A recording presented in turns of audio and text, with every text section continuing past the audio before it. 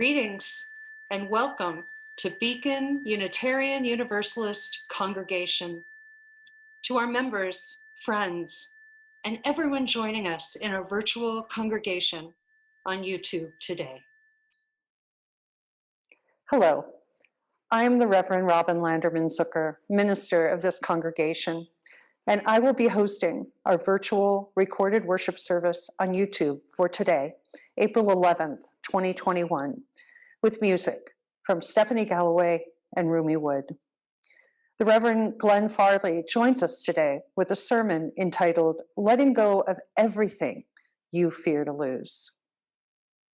We're glad you're here and that you've made Beacon Unitarian Universalist Congregation a part of this day in your spiritual life, whether you are a regular viewer or you are here for the first time.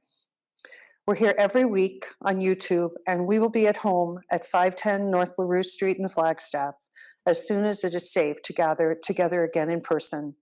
We're looking ahead to summer and some possible plans to have some summer meetings in the backyard, more casual services, and more details will be forthcoming. Our congregation is spiritually open and intentionally inclusive. Whoever you are and whomever you love, you are always welcome here, and we will joyfully marry you here as well. Our members and friends bring many viewpoints, theologies, and interests to our door, and here we find that you will find a common desire for meaningful community and spiritual growth, and for relevant religious exploration in a framework with very flexible borders. Membership in this congregation is open to anyone who chooses to walk with us in the spirit of love, the search for truth, and the pursuit of justice. As I light the chalice, the symbol of our free faith, I invite you to light a candle or a chalice at home and join in the response words you will see on your screen.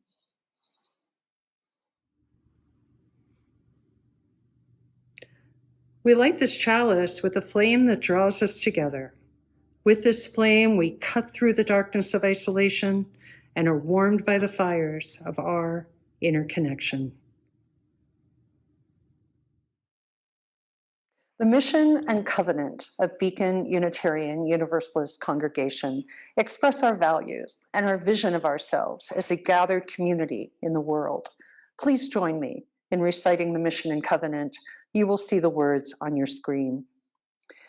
The mission of Beacon Unitarian Universalist Congregation is to be a welcoming community that embraces diverse thought and belief and builds a just, peaceful, and compassionate world.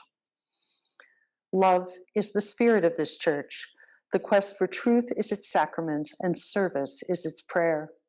To dwell together in peace, to seek knowledge and freedom, to serve humanity in kindness, thus do we covenant. And now the Reverend Glenn Farley has some opening words for us.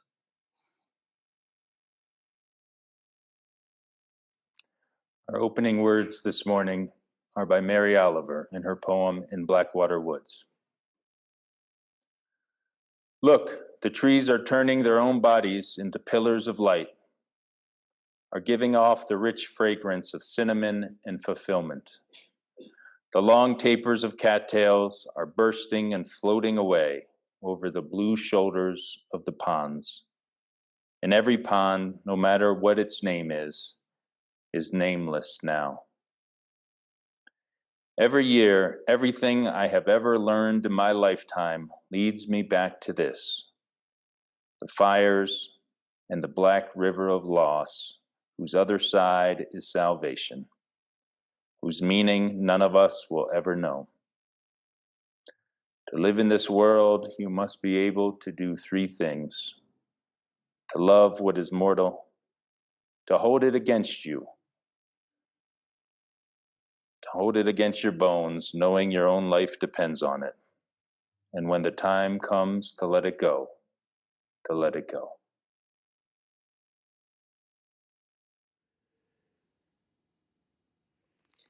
Please join me in singing I've Got Peace Like a River.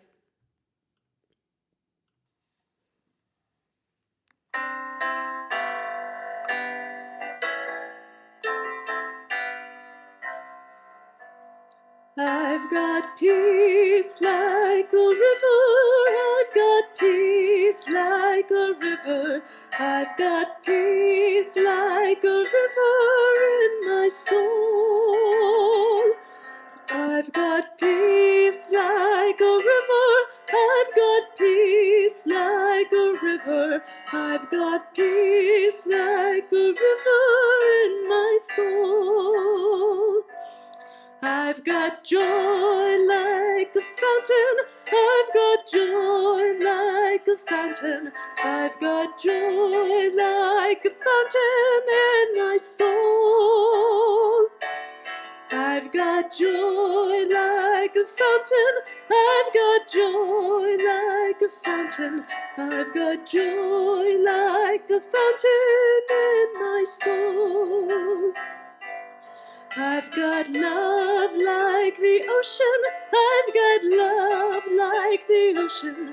I've got love like the ocean in my soul.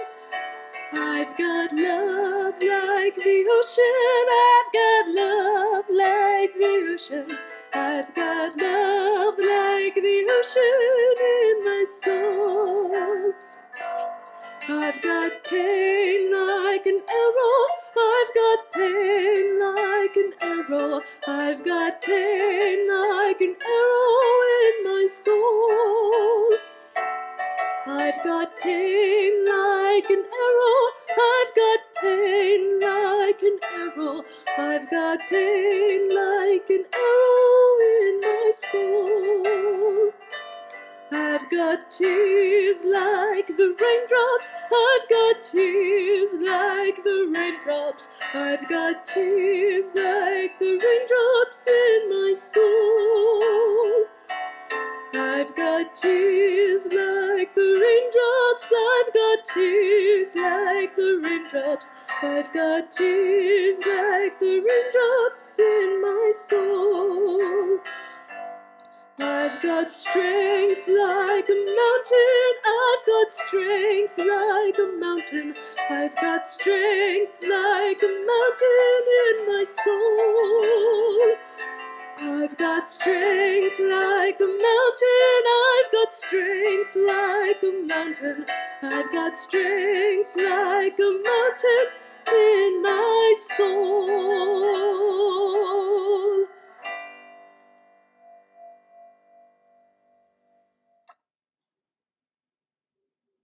Now is the time in our service when you're invited to share a personal joy or sorrow in the supportive fellowship of this community, knowing that even though we're not together in the same physical space, we are holding you in your joys and your sorrows.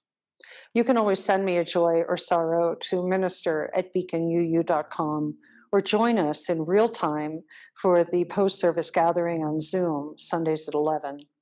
The link for that can be found in the e-news on our website.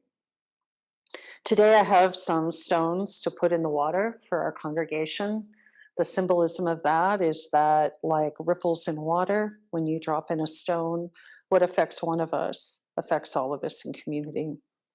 This stone is for our congregant who'll be traveling soon, actually congregants, to New York to help care for their mother, who will be undergoing cancer treatment, and just helping her through that. This is for our congregant that just recently received a difficult diagnosis and will be having surgery and radiation soon. There will be some information that goes out to the congregation, not on YouTube, but a little more privately, so that we can support her and care for her and make her some meals and show her in real time that we are Beacon always connected. So this is for her. For all of the parents in our congregation and out there in the world whose children may be transitioning back to in-person school excitedly, it's still a transition, and this stone is for that transition. For everyone who has experienced loss here in our congregation, here in our city, and throughout the world, this is a stone of love and light. I have a number of colleagues this week who have reported deaths in their families, and I especially hold them in love and light.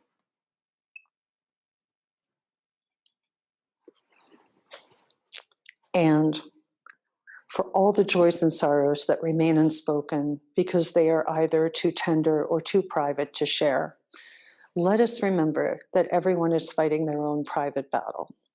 We know not what it is, but because we're human, we know it to be true. So let us be kind, compassionate, flexible, and forgiving with one another.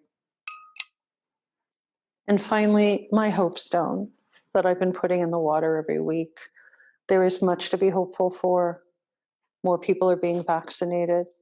More people are protected. There are some new initiatives to brighten and hold up some of our best values and best principles as a country. So this is a stone of hope for all of us. And now you'll have an opportunity with some silence to speak your own joys and sorrows into that place, knowing that we are holding them and we are holding you.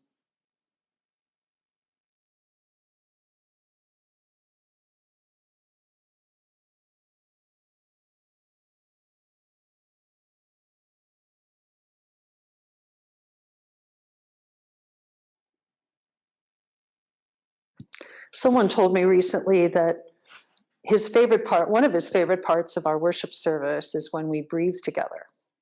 And I reminded him that he can breathe anywhere. We take our breath everywhere with us. It is our portable first aid for spirit, mind, body, and heart.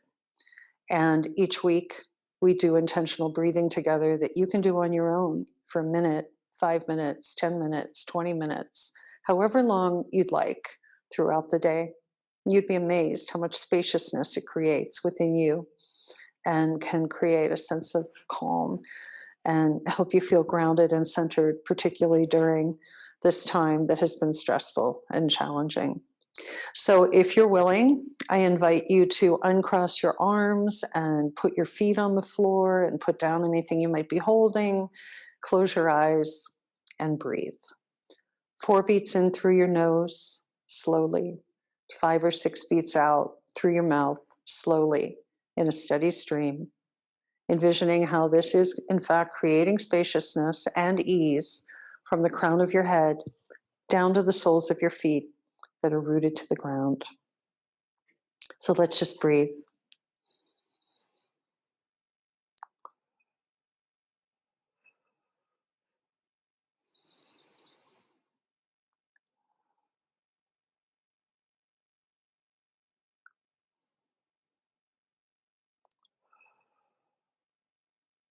While you breathe, I will offer a meditation written by Marilyn Chandler McIntyre entitled How to Recognize Grace.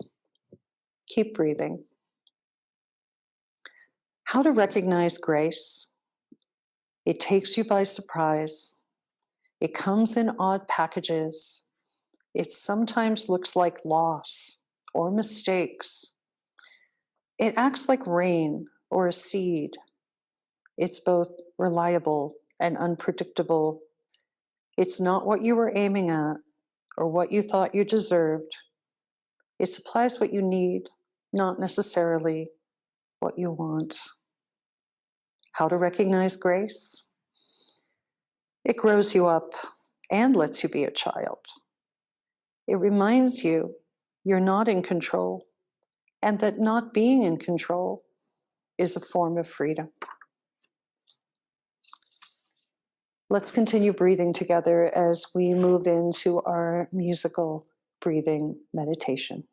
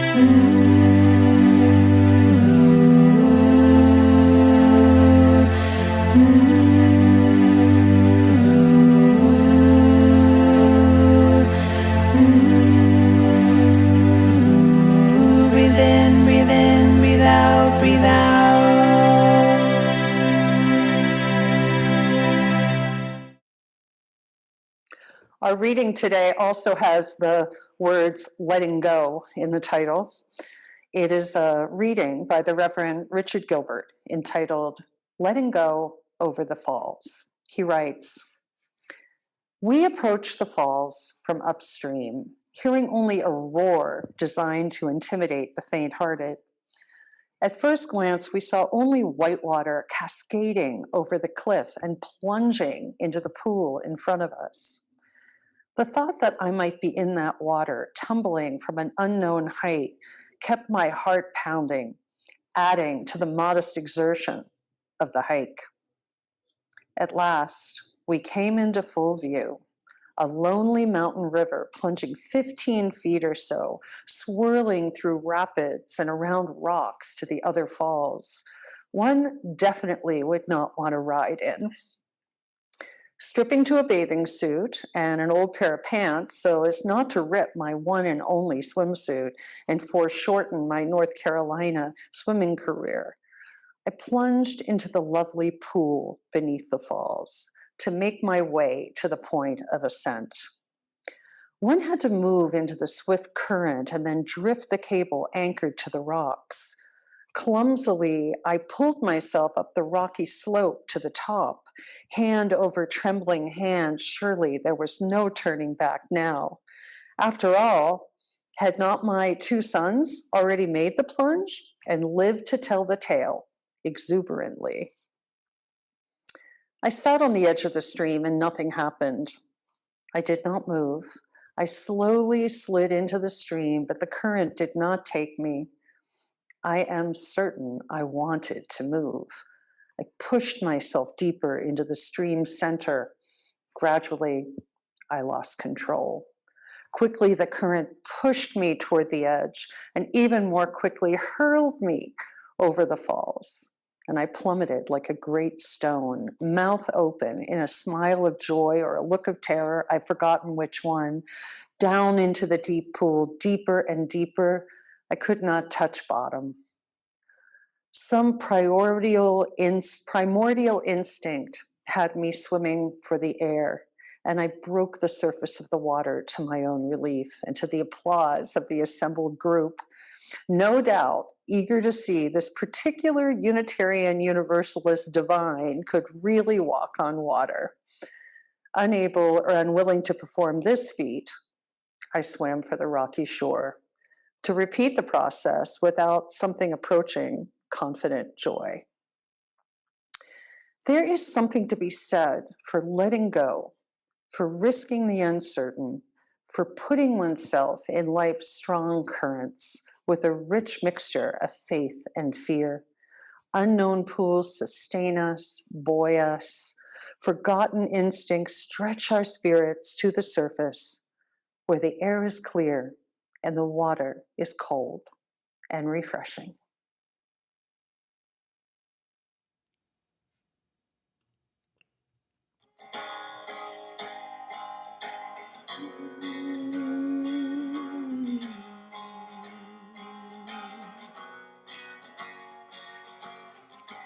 I recommend getting your heart trampled on by anyone. Yeah. I recommend walking around naked in your living room. Swallow it down. What a jagged little pill. It feels so good swimming in your stomach. Wait until the dust settles. You live, you learn, you love, you learn, you cry, you learn, you lose, you learn, you bleed, you learn, you scream, you learn.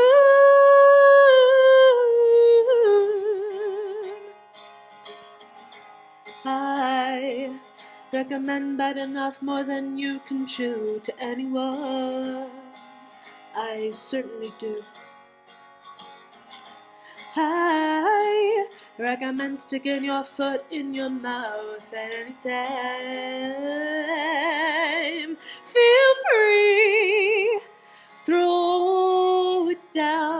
Caution blocks you from the wind. Hold it up to the rays. You wait and see when the smoke clears. You live, you learn, you love, you learn, you cry, you learn, you lose, you learn, you bleed, you learn, you scream, you learn.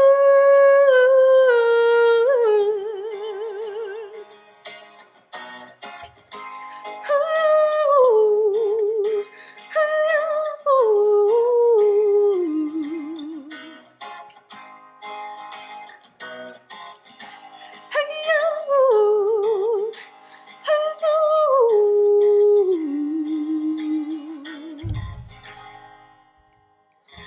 wear it out the way a 3-year-old would do. Melt it down, you're gonna have to anyway. The fire trucks are coming up around the bend. You live, you learn, you love, you learn, you cry, you learn, you lose, you learn, you bleed, you learn, you scream, you learn.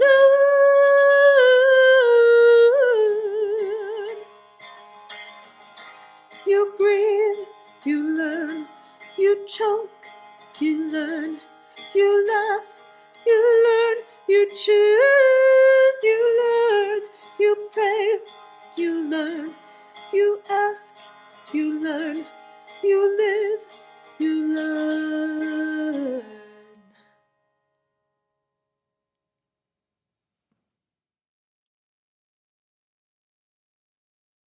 My sermon today is entitled, Letting Go of What You Fear to Lose.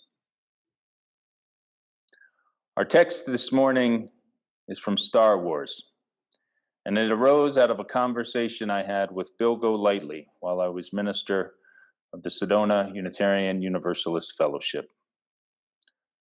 Bill was a member in Sedona, and I believe he was involved in Beacon UU before he moved down to the Verde Valley. Bill related to me this dialogue from Star Wars Episode 3 between Yoda and a young Anakin Skywalker.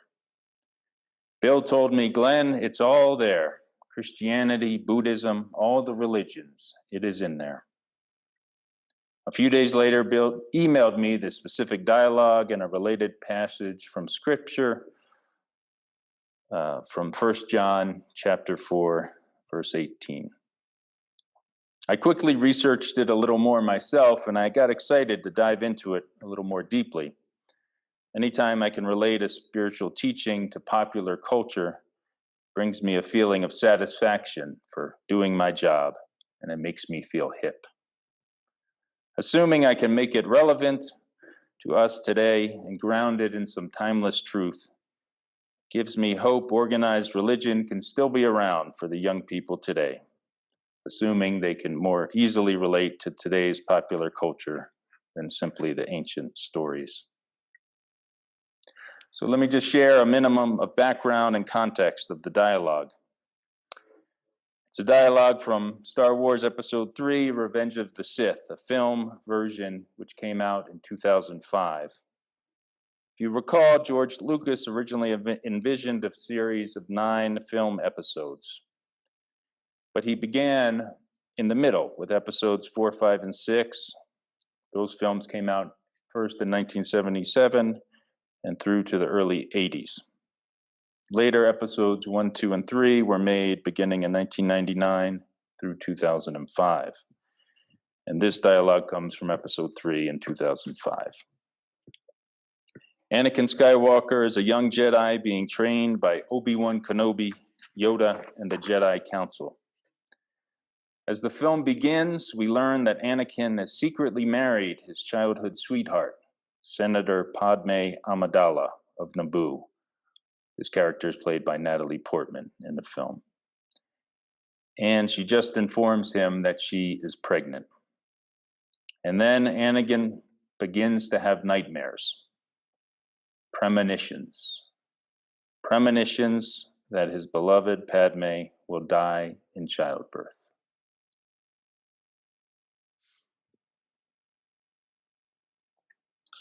Premonitions, premonitions, these visions you have. They are of pain, suffering, death. Yourself you speak of, or someone you know?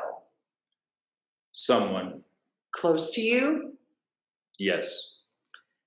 Careful you must be when sensing the future, Anakin. The fear of loss is the path to the dark side. I won't let these visions come true, Master Yoda. Death is a natural part of life. Rejoice for those around you who transform into the Force. Mourn them, do not.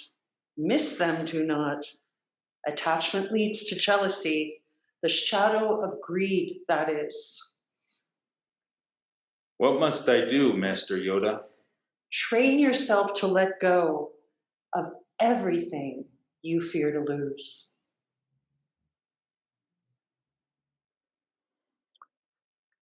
So what jumps out to us from this dialogue? A few things jump out to me. Anakin is being coy and withholding. He answers like a teenage boy with one-word sentences and grunts. He's being coy because he's withholding secrets from Master Jedi Yoda. Yoda has a funny way of talking, mixing his subject and his predicate. It's not standard English. And Yoda, at this encounter at least, doesn't put forth much of a pastoral presence. He gathers information and then he pontificates. When I did chaplaincy training during my ministerial formation, the main way the student cohort would learn together was during verbatims. A verbatim is when you would have an encounter with a patient in the hospital, and you would leave the encounter and attempt to write down everything about it, the dialogue and the context. And you'd write it all down verbatim and then submit it to your fellow chaplain students. As I was reading this, I imagined myself in a chaplain student cohort in this dialogue as a verbatim that my classmate Yoda brings forth. We can go through it line by line and give feedback. The beginning is fine. Yoda is gathering information about what concerns young Anakin, who's acting rather coy. And then Anakin makes a willful statement. I won't let these visions come true.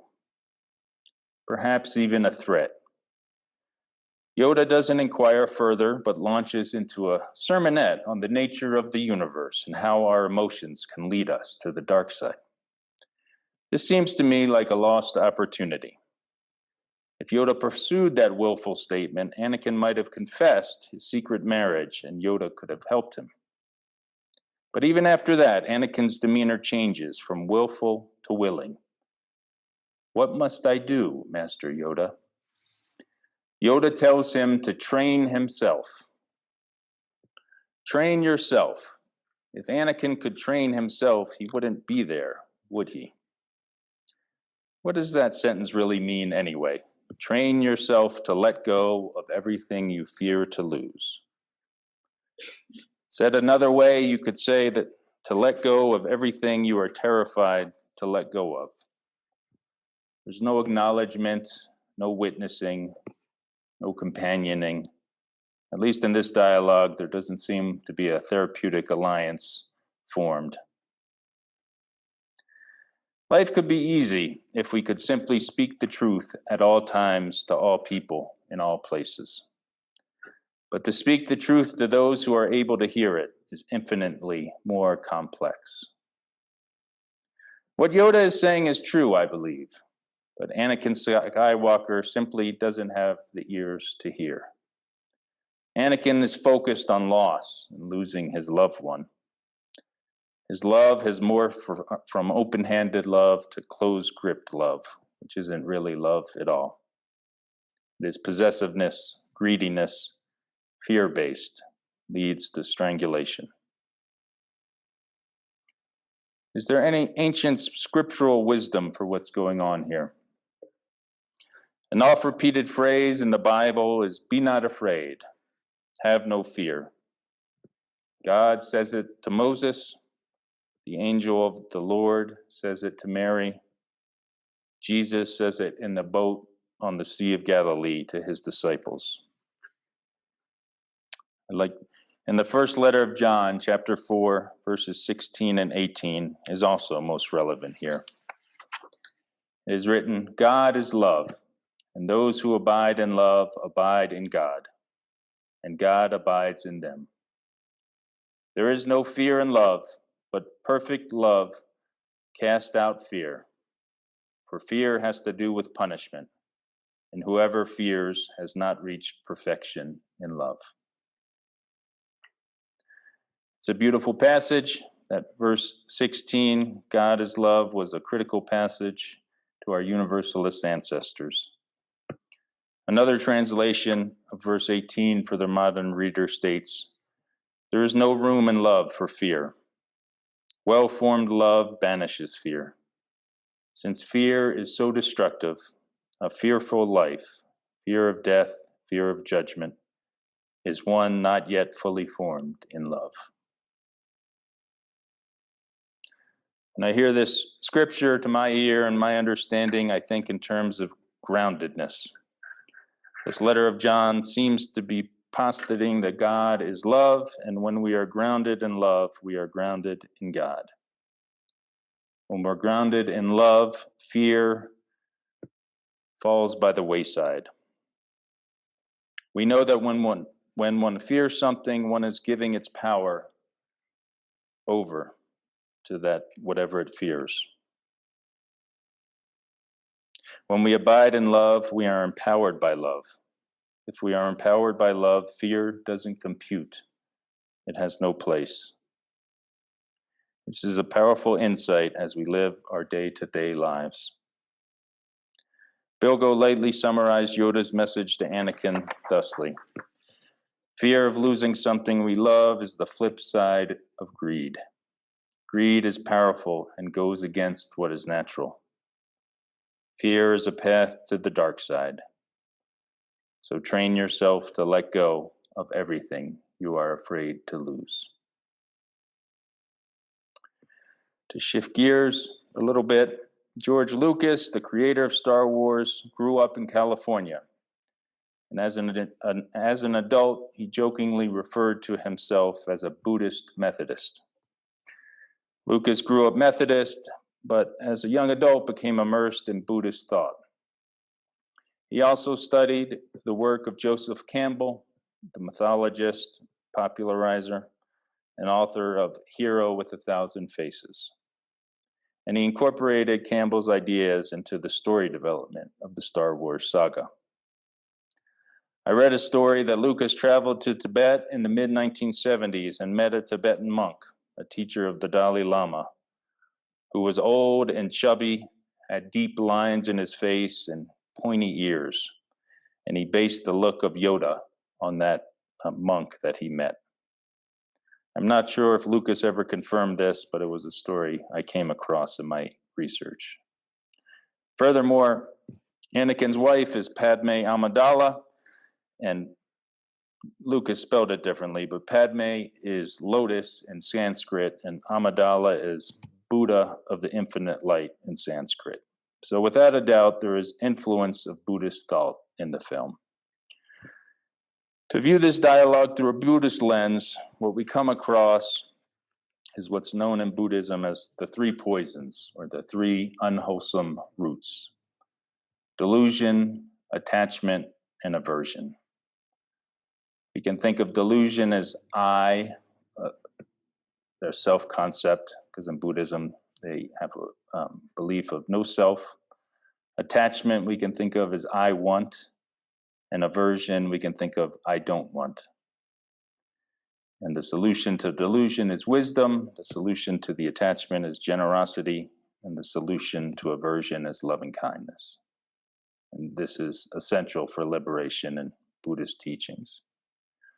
In this dialogue, applying the three poisons, it's clear that Anakin is nursing the aversion pretty hard.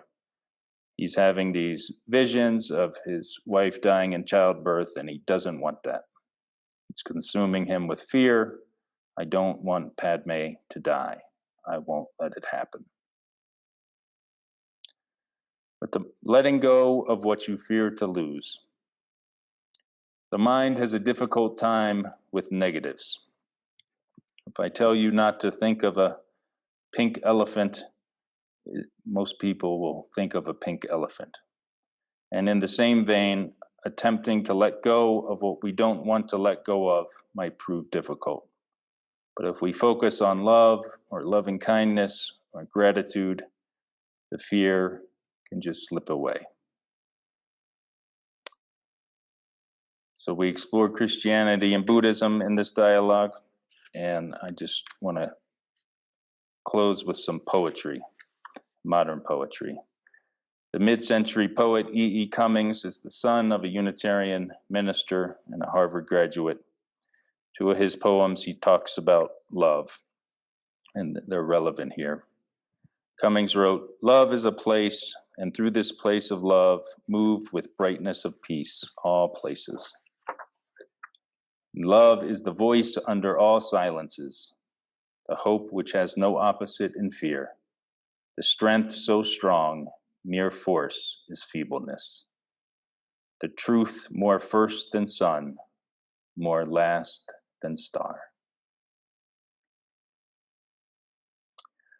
Throughout the film, Anakin doesn't grieve any losses. He just fights, and fights reality with willfulness. My final thought, I want to return to Mary Oliver's poem I read at the opening, where she says, "In my lifetime, everything leads back to this, the fires and the black river of loss, whose other side is salvation, whose meaning none of us will ever know."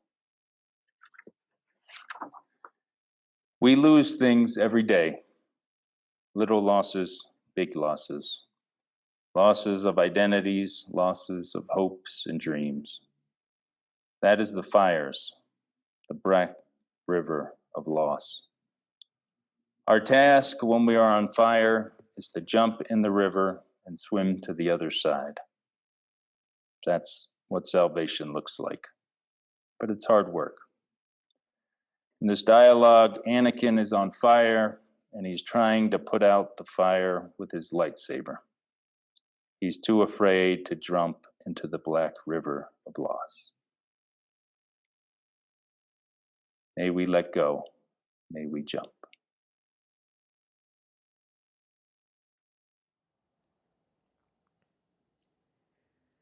Please join me in singing, "Though I May Speak with Bravest Fire."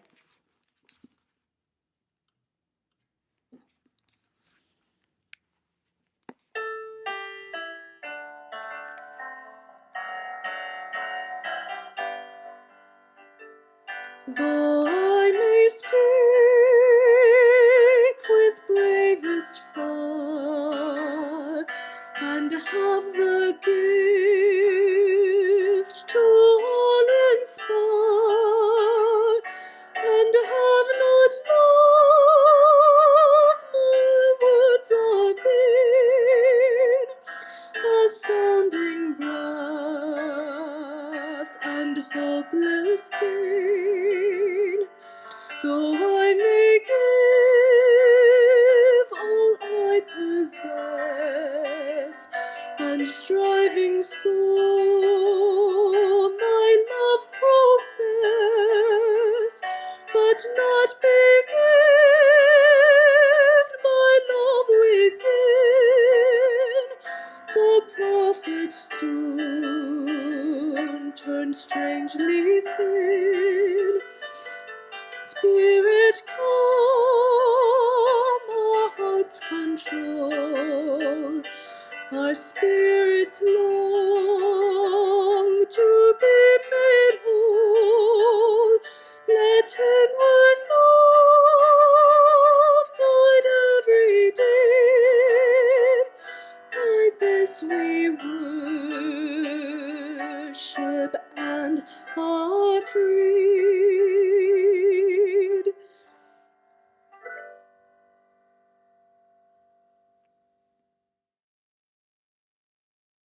The spirit of generosity and gratitude flows through Beacon, even during this time when we've been apart physically. And whether we are here in our physical sanctuary or here in our virtual sanctuary, we take an offering each week for Beacon and its programs. There are two ways for you to donate today. One is to go to our website, beaconuu.com, find the donate button, and make a secure online donation through the Vanco application. If you use this method, we ask that you donate directly from your bank account rather than a credit or debit card to save us some fees, so there'll be more to sustain us, particularly during this challenging time. Or you can send us a check to Beacon, 510 North LaRue Street, Flagstaff, Arizona, 86001. Either way, we greatly appreciate your generosity as we move toward the fall and wish to do so with strength. If you've received a pledge card for our annual stewardship campaign, we are wrapping that up. So we encourage you to get that into us as soon as you can so that we can be planning for the time ahead when, as I said, we are hoping to be together again here in our beautiful renovated building. And finally, at the end of our service, when we are together here in this room, we stand in a circle and we hold hands and we feel the connection, the love, and the strength of this community. So I invite you to imagine yourself holding hands with the congregation or reaching out to someone you know virtually and feeling those feelings. Because whether we are together or we are apart, we are Beacon, always connected. Please reach out to me anytime at minister@beaconuu.com or by phone or text, and I will be there for you with a listening ear. Blessed be, blessed we, and amen. And now Rev Glenn has some closing words for us.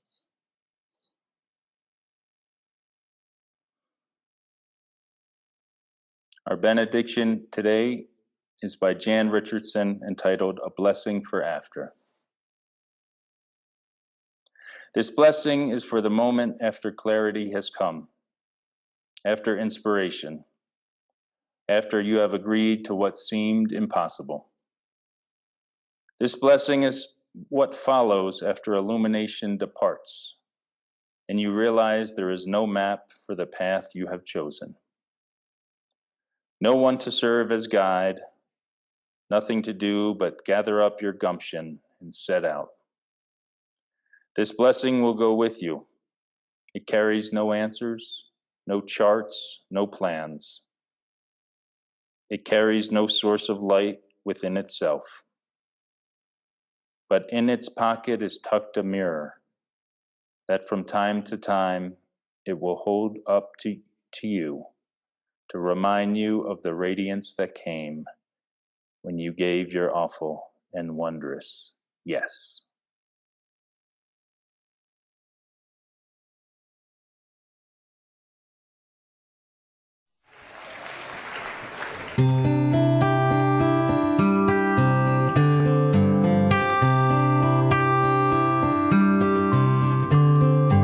Oh, the secret of life is enjoying the passage of time.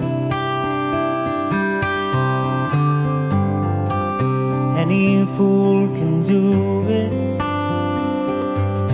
There ain't nothing to it. Nobody knows how we got to the top of the hill. But since we're on our way down, we might as well enjoy the ride. The secret of love is in opening up your heart. It's okay to feel afraid, but don't let it stand in your way no longer. 'Cause everyone knows that love is the only road.